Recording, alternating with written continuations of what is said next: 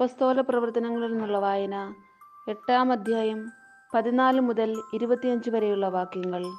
സമരിയക്കാർ ദൈവവചനം സ്വീകരിച്ചുവെന്ന് കേട്ടപ്പോൾ ജെറുസലേമിലുള്ള അപ്പസ്തോലന്മാർ പത്രോസിനെയും യോഹന്നാനെയും അവരുടെ അടുത്തേക്ക് അയച്ചു. അവർ ചെന്ന് അവിടെയുള്ളവർ പരിശുദ്ധാത്മാവിനെ സ്വീകരിക്കേണ്ടതിന് അവർക്ക് വേണ്ടി പ്രാർത്ഥിച്ചു. കാരണം അതുവരെ പരിശുദ്ധാത്മാവ് അവരിൽ ആരുടെയും മേൽ വന്നിരുന്നില്ല. അവർ കർത്താവായ യേശുവിൻ്റെ നാമത്തിൽ ജ്ഞാനസ്നാനം സ്വീകരിക്കുക മാത്രമേ ചെയ്തിരുന്നുള്ളൂ. പിന്നീട് അവരുടെ മേൽ അവർ കൈകൾ വെച്ചു. അവർ പരിശുദ്ധാത്മാവിനെ സ്വീകരിക്കുകയും ചെയ്തു. അപ്പസ്തോലന്മാരുടെ കൈവെപ്പ് വഴി പരിശുദ്ധാത്മാവ് നൽകപ്പെട്ടത് കണ്ടപ്പോൾ ശിമിയോൻ അവർക്ക് പണം നൽകിക്കൊണ്ട് പറഞ്ഞു, ഞാൻ ആരുടെ മേൽ കൈകൾ വെച്ചാലും അവർക്ക് പരിശുദ്ധാത്മാവിനെ ലഭിക്കത്തക്ക വിധം ഈ ശക്തി എനിക്കും തരിക. പത്രോസ് പറഞ്ഞു, നിന്റെ വെള്ളിത്തുട്ടുകൾ നിന്നോടുകൂടെ നശിക്കട്ടെ. എന്തെന്നാൽ ദൈവത്തിന്റെ ദാനം പണം കൊടുത്തു വാങ്ങാമെന്ന് നീ വ്യാമോഹിച്ചു. നിനക്ക് ഈ കാര്യത്തിൽ ഭാഗഭാഗിത്വമോ അവകാശമോ ഉണ്ടായിരിക്കുകയില്ല. കാരണം നിന്റെ ഹൃദയം ദൈവസന്നിധിയിൽ ശുദ്ധമല്ല. അതിനാൽ നിന്റെ ഈ ദുഷ്ടതയെക്കുറിച്ച് നീ അനുതപിക്കുകയും കർത്താവിനോട് പ്രാർത്ഥിക്കുകയും ചെയ്യുക. ഒരു പക്ഷേ നിന്റെ ഈ ദുഷ്ടവിചാരത്തിന് മാപ്പ് ലഭിക്കും. നീ കടുത്ത വിദ്വേഷത്തിലും അനീതിയുടെ ബന്ധനത്തിലുമാണെന്ന് ഞാൻ മനസ്സിലാക്കുന്നു. ശിമിയോൻ മറുപടി പറഞ്ഞു, നിങ്ങൾ പറഞ്ഞതൊന്നും എനിക്ക് സംഭവിക്കാതിരിക്കാൻ എനിക്ക് വേണ്ടി നിങ്ങൾ കർത്താവിനോട് പ്രാർത്ഥിക്കുക. അവർ കർത്താവിൻ്റെ വചനത്തിന് സാക്ഷ്യം നൽകുകയും അത് പ്രഘോഷിക്കുകയും ചെയ്തതിനു ശേഷം ജെറുസലേമിലേക്ക് മടങ്ങി. അങ്ങനെ അവർ സമരിയാക്കാരുടെ പല ഗ്രാമങ്ങളിലും സുവിശേഷം അറിയിച്ചു. നമ്മുടെ കർത്താവായ മിശിഹായ്ക്ക് സ്തുതി. വിശുദ്ധ മർക്കോസ് എഴുതിയ സുവിശേഷം 9-ാം അധ്യായം 14 മുതൽ 29 വരെയുള്ള തിരുവചനങ്ങൾ. അവർ ശിഷ്യന്മാരുടെ അടുത്തെത്തിയപ്പോൾ വലിയൊരു ജനക്കൂട്ടം അവരുടെ ചുറ്റും കൂടിയിരിക്കുന്നതും നിയമജ്ഞർ അവരോട് തർക്കിച്ചുകൊണ്ടിരിക്കുന്നതും കണ്ടു.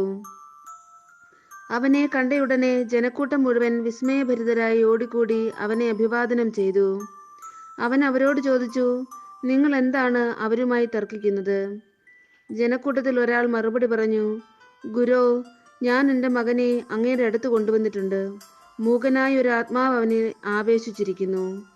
അത് എവിടെ വെച്ച് അവനെ പിടികൂടിയാലും അവനെ നിലം പതിപ്പിക്കുന്നു. അപ്പോൾ അവൻ പല്ല് കടിക്കുകയും നുരയും പതയും പുറപ്പെടുവിക്കുകയും മരവിച്ചു പോവുകയും ചെയ്യുന്നു. അതിനെ ബഹിഷ്കരിക്കാൻ അങ്ങയുടെ ശിഷ്യന്മാരോട് ഞാൻ അപേക്ഷിച്ചു, അവർക്ക് കഴിഞ്ഞില്ല. അവൻ അവരോട് പ്രതിവചിച്ചു, വിശ്വാസമില്ലാത്ത തലമുറയെ, എത്രനാൾ ഞാൻ നിങ്ങളോടുകൂടി ഉണ്ടായിരിക്കും? എത്രനാൾ ഞാൻ നിങ്ങളോട് ക്ഷമിച്ചിരിക്കും? അവനെ എൻ്റെ അടുക്കൽ കൊണ്ടുവരൂ. അവർ അവനെ അവൻ്റെ അടുക്കൽ കൊണ്ടുവന്നു. അവനെ കണ്ടയുടനെ ആത്മാവ് കുട്ടിയെ തള്ളിയിട്ടു. അവൻ നിലത്ത് വീണ് ഉരുളുകയും അവൻ്റെ വായിലൂടെ നുരയും പതയും പുറപ്പെടുകയും ചെയ്തു. യേശു അവൻ്റെ പിതാവിനോട് ചോദിച്ചു, ഇത് തുടങ്ങിയിട്ട് എത്ര കാലമായി? അവൻ പറഞ്ഞു, ശൈശവം മുതൽ. പലപ്പോഴും അത് അവനെ നശിപ്പിക്കാൻ വേണ്ടി തീയിലും വെള്ളത്തിലും വീഴ്ത്തിയിട്ടുണ്ട്.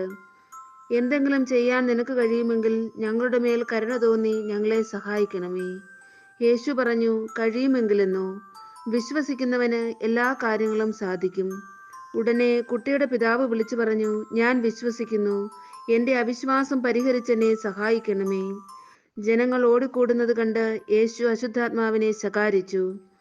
മൂകനും ബധിരനുമായ ആത്മാവേ, നിന്നോട് ഞാൻ ആജ്ഞാപിക്കുന്നു, അവനിൽ നിന്ന് പുറത്തു പോവുക. ഇനി ഒരിക്കലും അവനിൽ പ്രവേശിക്കരുത്. അപ്പോൾ അവനെ ശക്തിയായി നിലത്ത് തള്ളിയിടുകയും ഉച്ചത്തിൽ നിലവിളിക്കുകയും ചെയ്തുകൊണ്ട് അത് പുറത്തുപോയി. ബാലൻ മരിച്ചവനെ പോലെയായി. അവൻ മരിച്ചുപോയി എന്ന് പലരും പറഞ്ഞു. യേശു അവനെ കൈക്ക് പിടിച്ചുയർത്തി. അവൻ എഴുന്നേറ്റിരുന്നു. യേശു വീട്ടിലെത്തിയപ്പോൾ ശിഷ്യന്മാർ സ്വകാര്യമായി ചോദിച്ചു, എന്തുകൊണ്ടാണ് അതിനെ ബഹിഷ്കരിക്കാൻ ഞങ്ങൾക്ക് കഴിയാതെ പോയത്? അവൻ പറഞ്ഞു, പ്രാർത്ഥന കൊണ്ടല്ലാതെ മറ്റൊന്നുകൊണ്ടും ഈ വർഗം പുറത്തു പോവുകയില്ല. നമ്മുടെ കർത്താവായ മിശിഹായ്ക്ക് സ്തുതി.